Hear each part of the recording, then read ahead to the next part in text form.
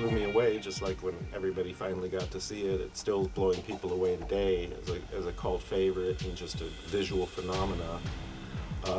I've always been attracted to Masamune Shirow's work, and was one of the first people to deal with Masamune Shirow in the United States, and have been fortunate to work on his other projects, Black Magic M66.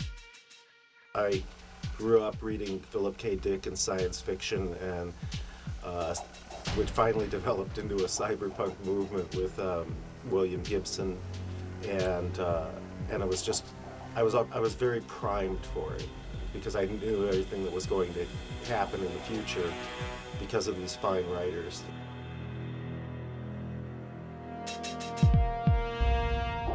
Very complex. I mean, that thing kicked my butt sometimes working on it, just trying to get my mind around how to do things and how to cast it and how to have the translation of it and how to make sure people understood.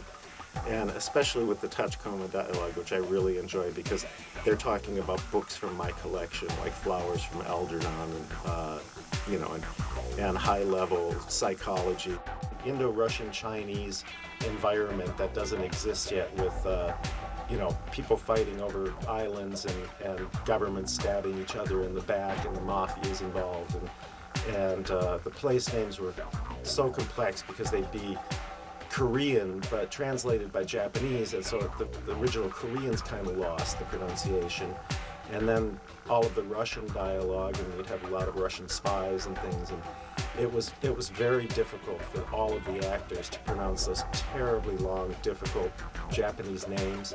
And poor the actor who plays Chief Aramaki, sometimes had to do those simple lines with just one foreign word in him. I had to do them like 20, 40 times, and I felt so horrible putting this old man through these just terrible hoops, and he would get so frustrated because he's such a perfect actor, as you all well know, but he really had to struggle with that, and did the whole cast. I found Mary one day, I don't remember how, and she was just perfect for the role. Well, I had been acting and directing for Zero Limit Productions for a number of years, and when they heard that Ghost in the Shell had a series coming out, they said, "We want you to play it."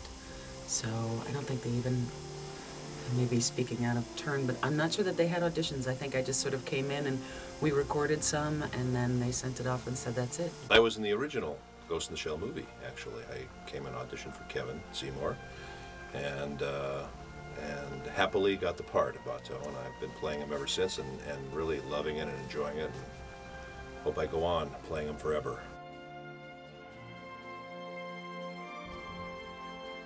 Bato is a very cool character. I like him a lot. He's a tough guy. He's a take charge kind of guy, and he's got a really good heart too. And he's very intelligent. He's a big, intelligent guy, which I like, and he's got a great sense of humor.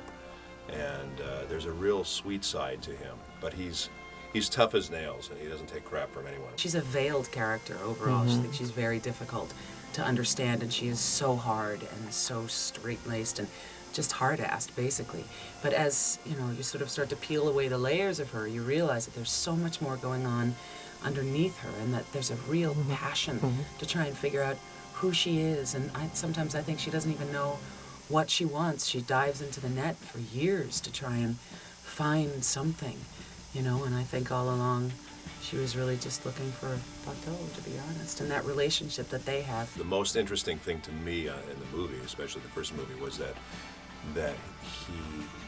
Bato really fell in love with her, I think. He really fell in love with her, and it was really kind of unrequited. There has to be an inner life to a character, and that's what you search for. And from at least my experience, anime is all subtext and emotion. Yeah, that's true. So you get these kind of characters where Bato actually is very emotional, but Motoko isn't. So what's underneath all of this? She was human once, so what happens when that humanity is stripped away from you? What does it do to a person? There's a lot of thought that goes behind this stuff, and there's a lot of layers to both of these characters that's really fascinating, and I think that's what makes it so interesting. If it was just a straightforward kind of shoot 'em up, it would have limited appeal, but I think because there is so many layers to all this stuff, and it hits you on so many different levels, I think that's what makes it so interesting.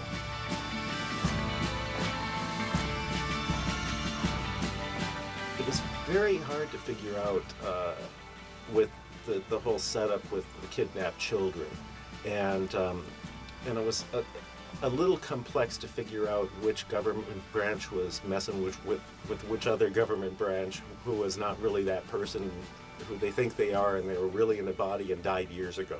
So it was a very complex story. I know as far as the story challenges, it had to do a lot with what's going on in Japan right now, with the aging senior population in Japan. The other thing is the population decreasing in Japan as well. So we had to kind of keep that in mind. 今日本では少子化と高齢化がすごく大きな問題になっていて、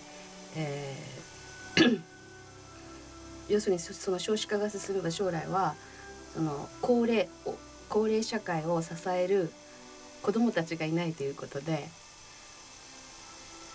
そうするとメディケアの問題とかそういうものがすごく今危惧されてる、心配されてるんですよ。政治的にもその問題をとにかく何とかしようということで今大きな課題になっている問題なので、だから日本でもゴーストを見る人、社会現象を分かっててそれを見る人は何かこれじゃいけないんだって問題意識を持ったりすることができたんじゃないかと思うし、それが神山監督の、ある程度のその映画をソリッドステートを作るにあたっての意図だったんじゃないかなっていうふうに私は解釈してるんですけど。I think with Motoko, it's a lot of what we talked about is that she had been gone for so long and searching for something, and we don't really find out until the end. And she's been doing her own investigations, independent of Section 9, and searching for something. And at the end, she comes back. I think she comes back to Section 9 at the end. It's undetermined. I would like to see the two of them in a situation that they couldn't get out of, and they're sort of forced to confront each other. But it would be interesting to know where she has been exactly and what Yeah. she's been doing exactly. Because we kind of know, but we have no idea how it's affected her or anything else. And is she still being paid by Section 9 and why she's running around the internet, or is she freelance, or what's the deal? Freelance. She always shows up at the end and helps them out, and I don't know. Does she bill them for that? Does she invoice them for that? Yes. I'd like to know these They ask her for a questions, bid, actually. I think the fan base in Ghost in the Shell is expanding. I mean, just like it says, it's the net.